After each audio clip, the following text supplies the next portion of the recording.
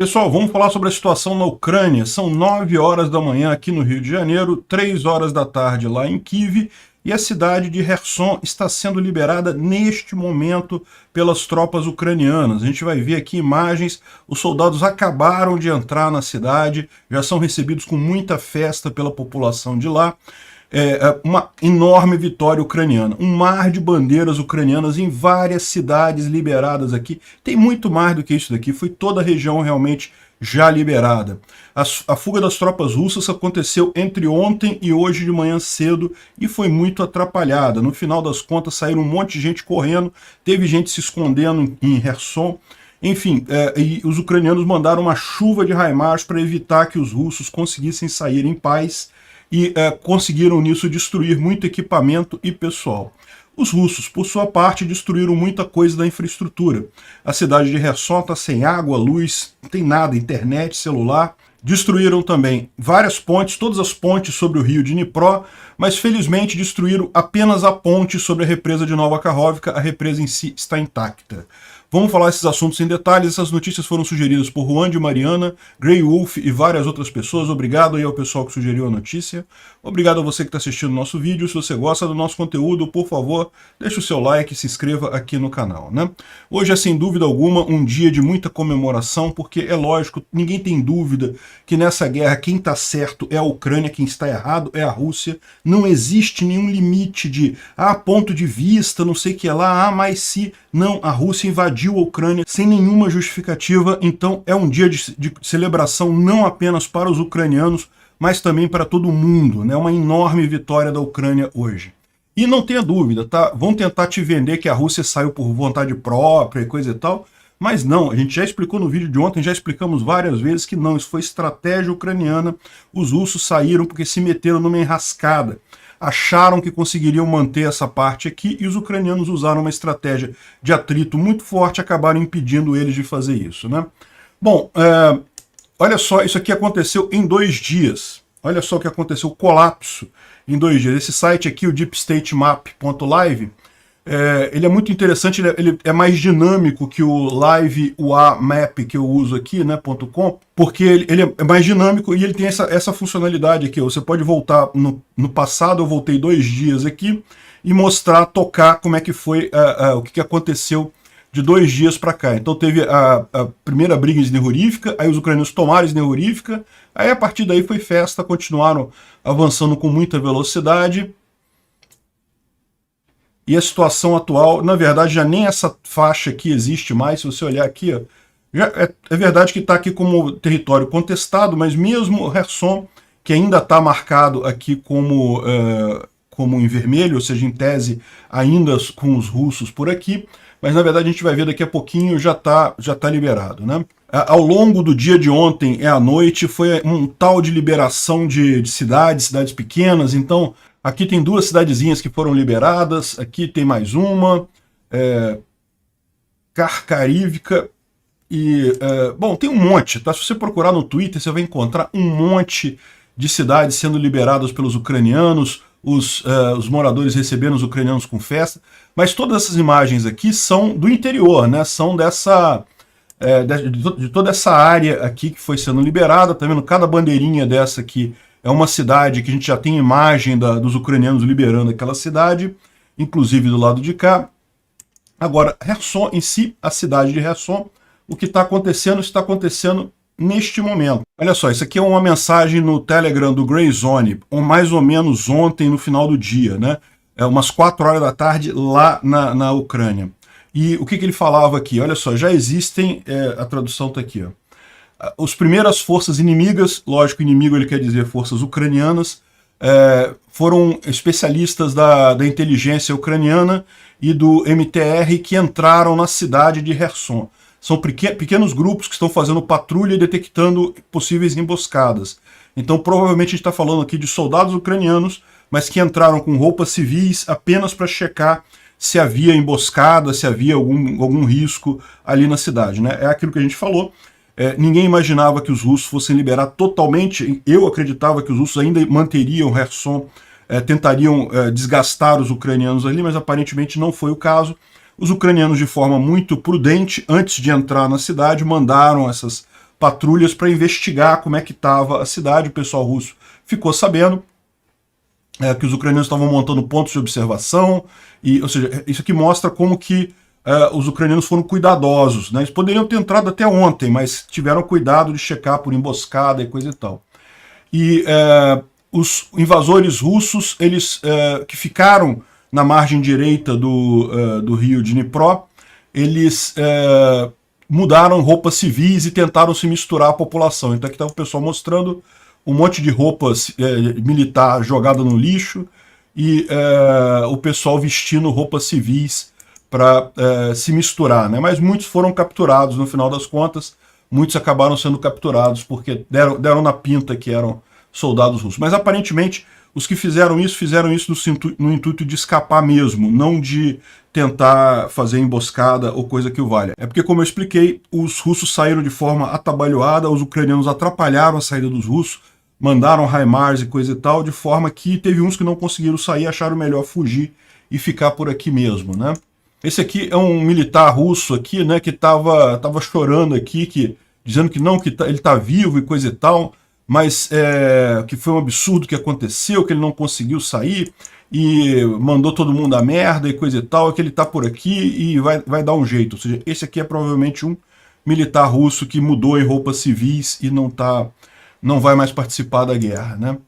E o Tendar falou hoje pela manhã, cedinho, 7 horas da manhã aqui no Rio de Janeiro, o que dá 1h da tarde mais ou menos lá na Ucrânia.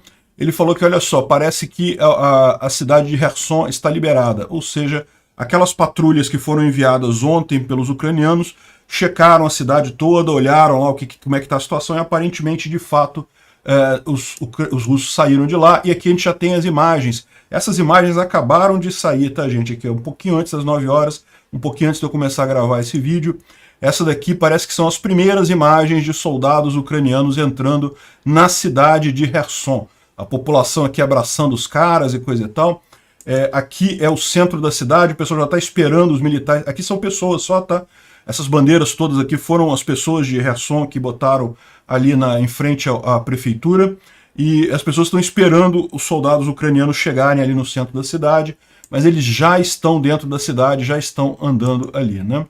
Bom, mas vamos voltar um pouco no tempo para ver como é que foi esse processo de saída, porque, como eu expliquei para vocês, né, ontem, quando a gente falou, já tinha sido liberada Slyhurivka, os ucranianos já estavam avançando e os russos já tinham confirmado que iriam sair. Isso aqui pode parecer só um pedacinho de terra, mas isso aqui é uma área enorme. Para você tirar esse pessoal todo com equipamento, com munição, com a coisa toda, não é uma operação fácil, né? E por mais que provavelmente muita tropa russa já tenha saído antes, a gente mostrou nos vídeos ao longo dos últimos dias, né, as evidências de que os russos estavam saindo de Kherson, checkpoints abandonados, um monte de coisa alterada, enfim, várias informações a gente tinha que eles já estavam fazendo essa retirada há muito tempo, mas até para retirar essa última casquinha de defesa que tinha aqui, é muita gente para sair ao mesmo tempo, né?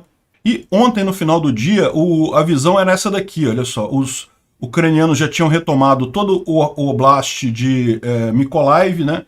Lembra que tem aqui o Oblast de Mykolaiv, que fica... Mykolaiv é essa cidade aqui, essa linha pontilhada aqui, ainda tinha uma parte dela tomada pelos russos aqui, né? Essa parte já foi totalmente liberada. Assim, tecnicamente, o Oblast de Mykolaiv inteiro não foi liberado. Por quê? Porque repara onde é que a linha passa aqui, ó, nessa península que tem aqui embaixo, ainda tem 3 cidades aqui que pertencem a Mykolaiv, ao Oblast de Mykolaiv. Então, em tese, ainda existe ocupação russa no Oblast de Mykolaiv, mas dá para ver que agora é uma coisa residual, né? O Oblast de Kherson continua ocupado, né? Lógico, liberou a cidade, liberou toda essa parte na margem direita do Dnipro, mas aqui, essa região toda aqui embaixo ainda é Oblast de Kherson, ainda está na mão dos russos, né? Então, como é que eles fizeram esse negócio? Eles arrumaram esses pontos de transporte, principalmente por ferryboat, usaram ainda aquela ponte de barcaças durante um tempo para sair até a pé. Lembra que não estava dando para passar mais caminhão, ela estava toda cheia de desnível, mas a pé você conseguia passar por ali, então eles ainda usaram isso por um tempo, mas como a gente vai ver agora também, a ponte de barcaças já foi totalmente destruída agora, e isso foi o esforço russo ontem para tentar tirar os militares russos que sobraram aqui na margem direita do Dnipro, né? E aqui está mostrando um pouco da retirada e coisa e tal. Mas o mais importante foi isso daqui: os ucranianos não perdoaram. Foi uma chuva de HIMARS, porque, como está dizendo aqui o Misfit, se o objetivo era destruir o máximo de russos e equipamentos russos possíveis e liberar território ucraniano, então o dia foi um bom dia. Ele está falando sobre o dia de ontem, que foi quando teve essa chuva de HIMARS aqui. E aqui mais uma visão, eu não sei se é do mesmo ponto de tiro ou de outro ponto de tiro, mas de qualquer forma os ucranianos mandaram ver para atrapalhar ao máximo a saída dos russos, e tudo visando justamente a região aqui próxima às pontes e coisa e tal, próxima à represa de Nova Kakhovka do lado de cá, né, para atingir e destruir o máximo dos russos nessa saída aí, né.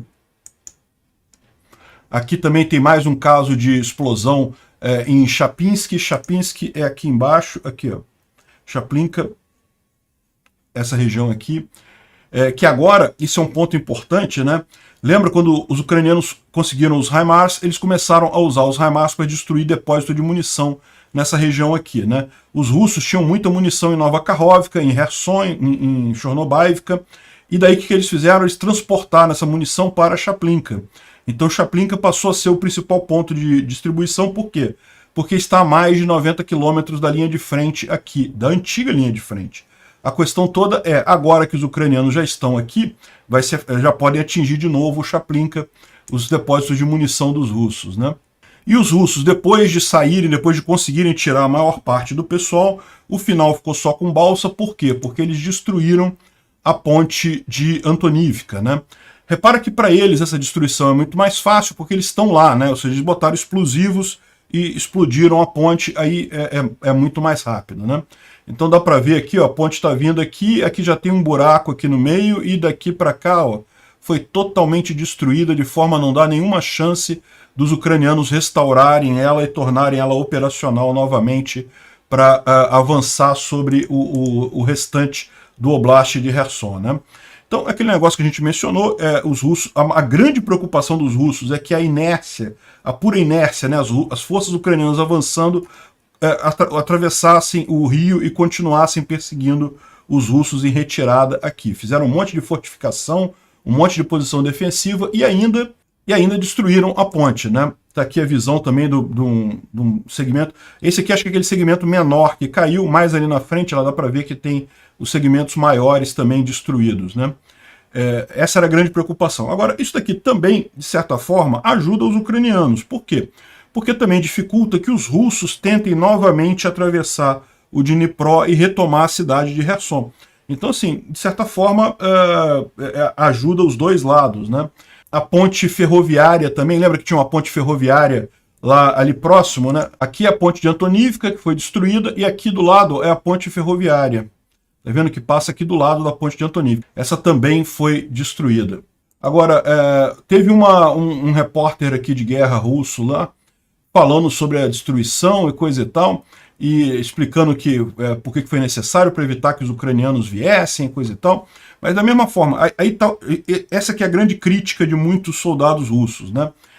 De muitos bloggers militares russos. Beleza, os russos saíram daqui, abandonaram essa área aqui, por quê? Porque isso vai liberar os soldados deles daqui para serem usados em outro lado. Perfeitamente razoável, né? Só que isso libera também os soldados ucranianos para serem usados em outro lado, né?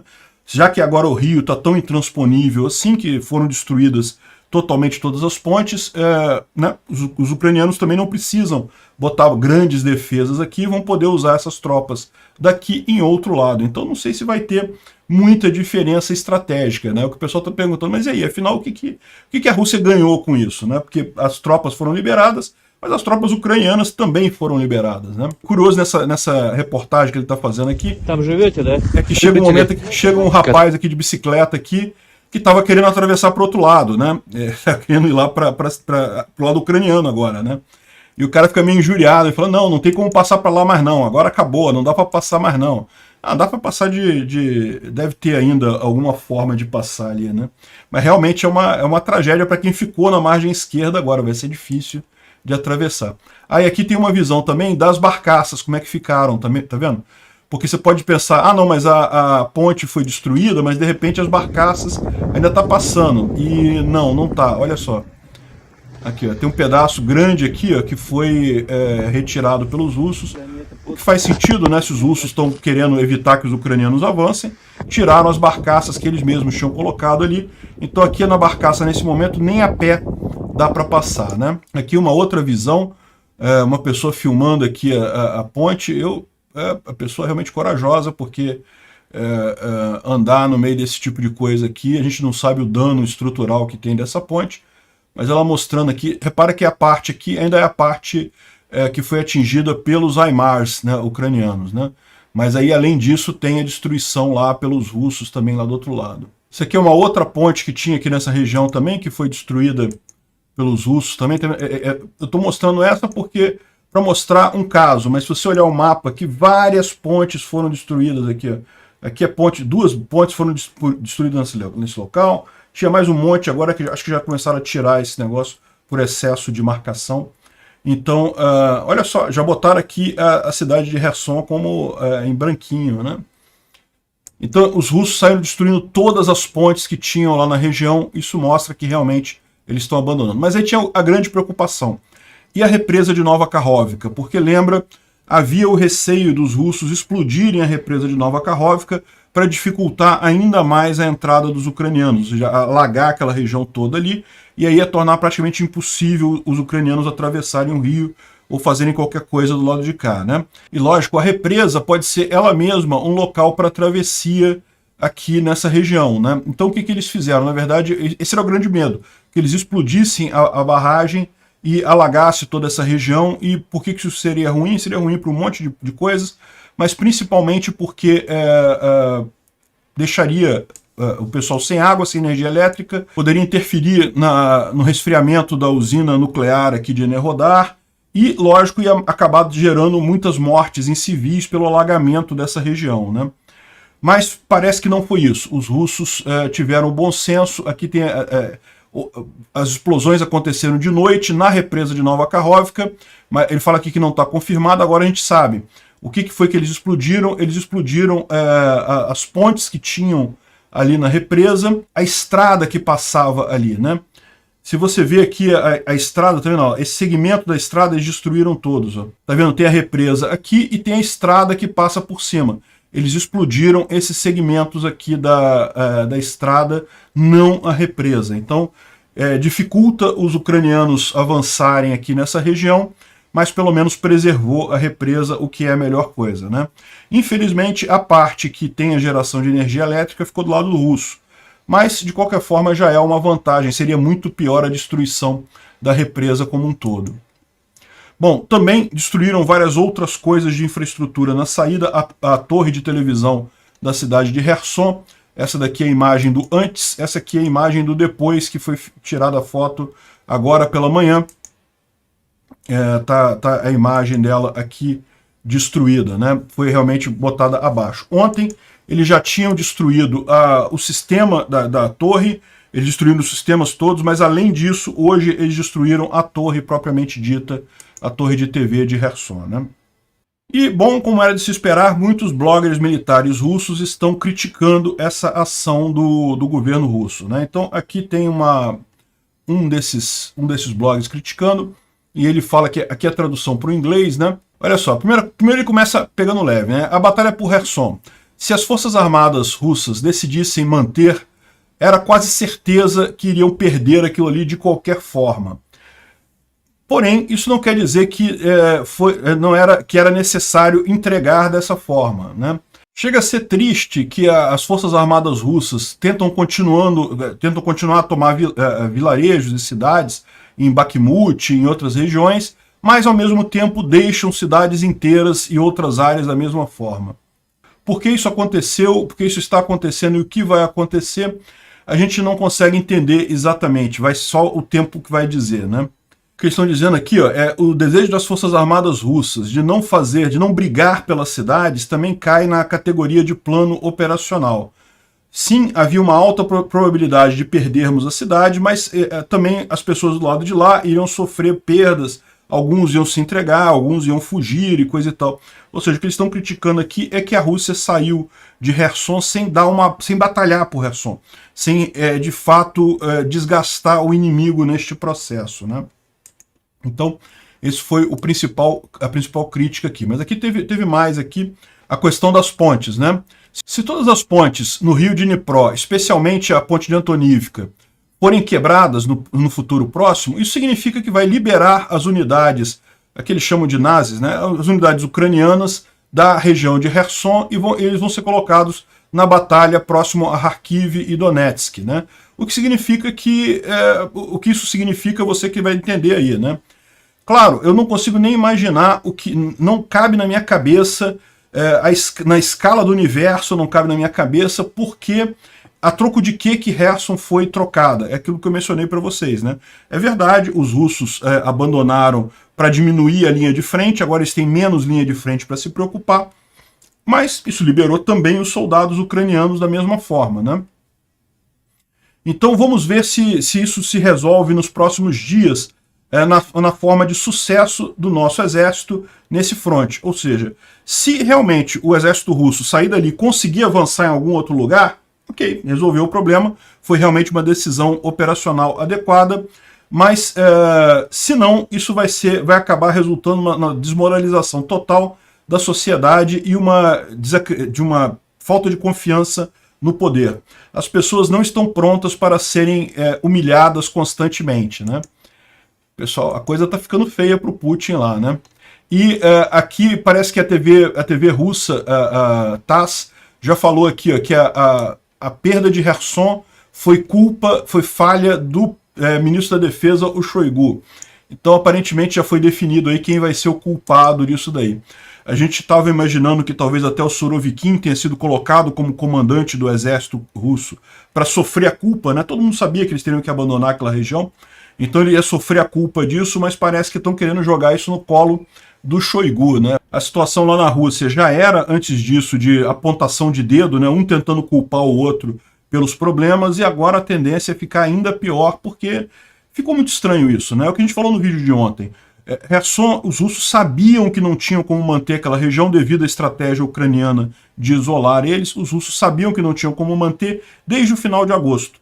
E por que então fizeram um referendo em setembro, decretaram a independência de Kherson, anexaram Kherson à Rússia e fizeram aquela festa toda? Por que fizeram aquilo tudo, sabendo que iriam perder a capital da província, né? O Putin chegou até a falar que não perdemos Kherson, perdemos apenas uma parte que será recapturada no futuro e coisa e tal, mas, de fato, né, você tem ainda um pedaço aqui de Kherson que ainda está em controle russo.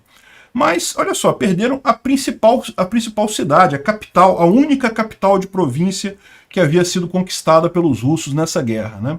Enfim, o fronte doméstico agora russo vai ficar complicado nos próximos dias.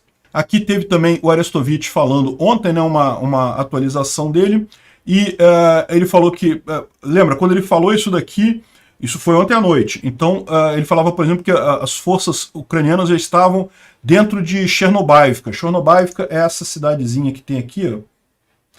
Aqui, ó, perto de Kherson, né? Kherson aqui, o aeroporto, Chernobyivka, essa cidadezinha aqui. Então, ontem, quando ele gravou isso aqui, já haviam forças em Chernobyivka. E realmente, a prova real de que os russos estão em retirada é que eles estão explodindo as pontes, né? Como ele fala aqui, os ucranianos atingiram vários alvos, né, nessa retirada russa. É lógico, não é razoável gastar um HIMARS em 3 homens de infantaria russos, mas ontem 2 colunas e postos de comando foram destruídos próximo da ponte de Antonivka, né? Ele dá uma visão do resto da linha de frente, mas basicamente não tem nenhum grande avanço aqui. Pavlivka, os russos trouxeram reforços, a situação ficou um pouco mais complicada, a Pavlivka ainda está na mão dos ucranianos, mas os russos chegam pelo sul ali, né? Em Bakhmut não teve grandes mudanças, alguns pequenos avanços próximos de Optine, mas nada de crítico, né? Bilororivka, Crimina, a Rússia tentou avançar sem sucesso e a Ucrânia mantém ainda o controle sobre a estrada entre Svatov e Kremina. Então, isso é bom porque a gente tem uma noção do resto da linha de frente, né? ou seja, não teve nenhuma grande mudança aqui. A situação continua basicamente a mesma. O único ponto de atenção, como ele falou, é aqui em Pavlivka. A gente já explicou a necessidade dos russos de tomar Pavlivka e Vuhledar para proteger Volnovanka, mas não conseguem avançar. Então parece que os russos trouxeram reservas para cá, trouxeram mais tropas. A situação não está fácil, mas vamos aguardar aí os próximos dias, né? Quanto à destruição das pontes, ele fala a mesma coisa, né? Essa questão de atravessar pelo rio é uma operação complicada. Provavelmente os ucranianos vão escolher outra hora e outro lugar para fazer isso. Me parece mais razoável mesmo que os ucranianos, ao invés de tentar avançar cruzando o rio aqui, agora que não tem ponte, talvez seja muito melhor fazer, de fato, aquela ofensiva aqui por Zaporizhia. É algo que o pessoal já estava pensando em fazer mesmo, né? Então provavelmente vai ser esse o caminho, né? Ontem teve um encontro do pessoal do exército ucraniano com o Jack Sullivan, falando que a retirada das tropas russas de algumas áreas não significa que a guerra acabou. O Biden não vai encontrar nenhum representante russo durante o G20, e a maior parte dos anúncios vão ser provavelmente resultado de eleições. O pessoal lá nos Estados Unidos está preocupado com a eleição lá, né? E no mesmo dia foi liberado um novo pacote de armas. Inclusive, a gente vai falar mais adiante, parece que o ATACMS, já temos ATACMS antes e vai ter mais agora, né? Olha que coisa, já está surgindo a dúvida agora se realmente aquela explosão na ponte da Crimeia, se não foi um ATACMS ali, né? Ele fala aqui ó, que estão mandando um monte de sistemas e coisa e tal, e o Biden mencionou 2 tipos de mísseis, inclusive um de 160 milhas, que seria 257 quilômetros, ou seja, é um ATACMS, não tem como dizer outra coisa. É muito maior do que o HIMARS, né? O Instituto para Estudo da Guerra fala basicamente sobre a retirada de Kherson, não tem nenhuma grande novidade aqui. Ele fala alguma coisa sobre o Prigozhin, que parece que continua brigando com os oficiais lá em São Petersburgo. Prigozhin ganhando cada vez mais notoriedade nas forças russas, né? Mas enfim, não vale a pena a gente entrar nisso daqui, porque basicamente a gente já falou esses assuntos aqui, né? E olha só que coisa, né? O Chuck Farrer é um cara que sempre estava desde o início achando que aquele ataque na ponte da Crimeia não foi o caminhão, foi o míssil, que o caminhão é besteira, que não fazia sentido e coisa e tal. Enfim, eu sinceramente acho que o caminhão faz mais sentido, né? Pelo tamanho da explosão, um míssil não teria aquele estrago todo que aconteceu, mesmo o ATACMS, que tem uma carga explosiva grande. Mas o que ele está dizendo aqui é que, olha só, agora o presidente Biden confirmou que os ucranianos já têm mísseis ATACMS, né? Então ele fala aqui, nós já providenciamos os HIMARS, e tem 2 tipos de foguetes, né? Um que vai das 600 milhas, que é o PrISM. O PrISM é o Precision Strike Munition, é um outro, esse a Ucrânia não tem ainda. E o outro que vai a 160 milhas, que é o ATACMS, né? Nós não demos nenhum daqueles que vão a 600 milhas, porque a gente não quer permitir que eles comecem a bombardear o território russo. Mas ele deixou em aberto que ele já entregou o ATACMS para os ucranianos, né? Então, ele falando aqui que, não, tá vendo, eu falei para vocês que era o ATACMS que estava sendo usado lá na ponte. E eu não sei, a mim parece que a ponte seria muito difícil. Um ATACMS ele não causaria aquele estrago todo que você viu ali na ponte da Crimeia. Agora, aquilo que eu falei para vocês, os ucranianos chegaram a atingir várias bases nessa região aqui, sul do Oblast de Kherson. Eu falei sobre isso, foram poucos dias antes daquele ataque maior aqui na base de Vaptoria, aqui a base de Saki, né?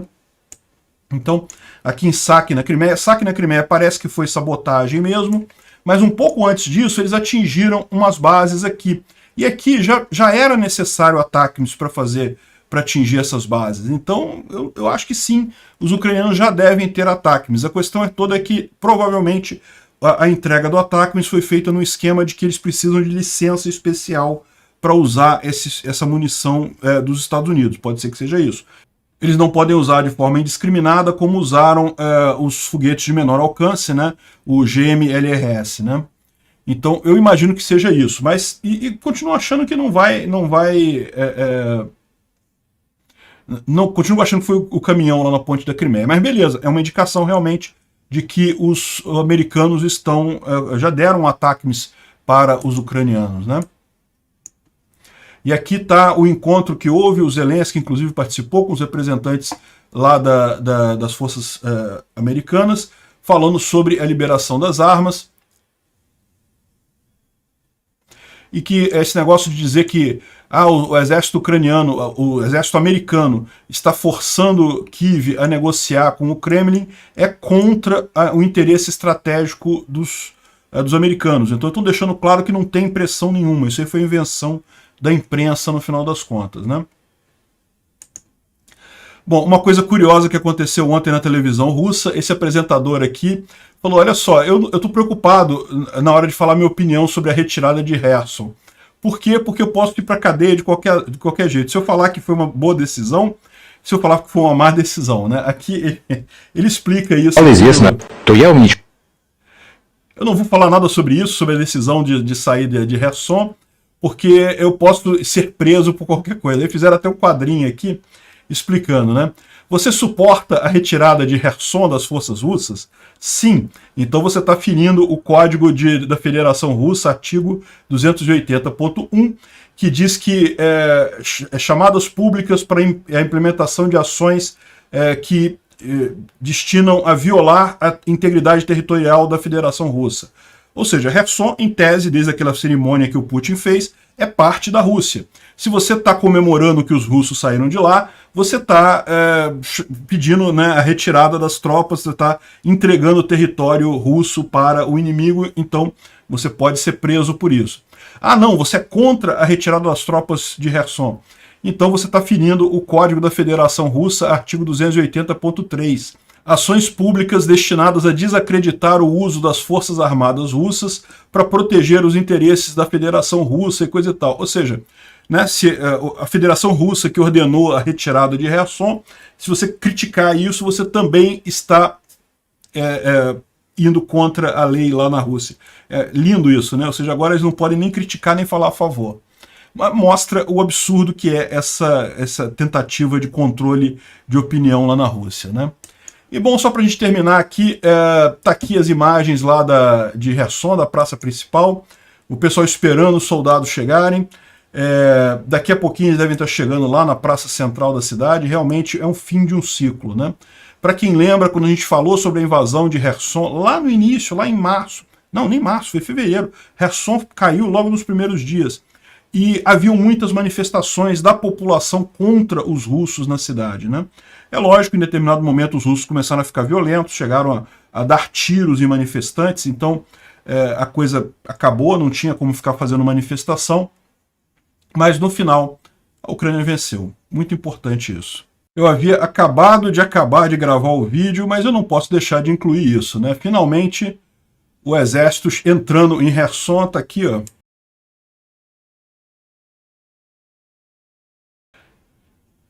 O exército entrando em Kherson, o exército ucraniano, olha que beleza. Não podia deixar de incluir essa imagem aqui no finalzinho do nosso vídeo, né? Realmente parabéns aos ucranianos pela retomada de Kherson, que isso seja apenas a primeira de várias retomadas que acontecerão daqui para frente. A região de Zaporizhia, a região de Donetsk, de Luhansk, todas elas são integralmente parte da Ucrânia, bem como a Crimeia. Vai ser muito lindo o dia que os ucranianos estiverem entrando em Sevastopol. Obrigado por assistir o vídeo até o final. Além de curtir, compartilhar e se inscrever no canal, considere se tornar patrocinador com valores a partir de R$ 1,99. Clique no botão Seja Membro abaixo para saber as condições e vantagens de patrocinar o canal. Mais informações sobre o nosso projeto, visite nossos sites indicados na tela.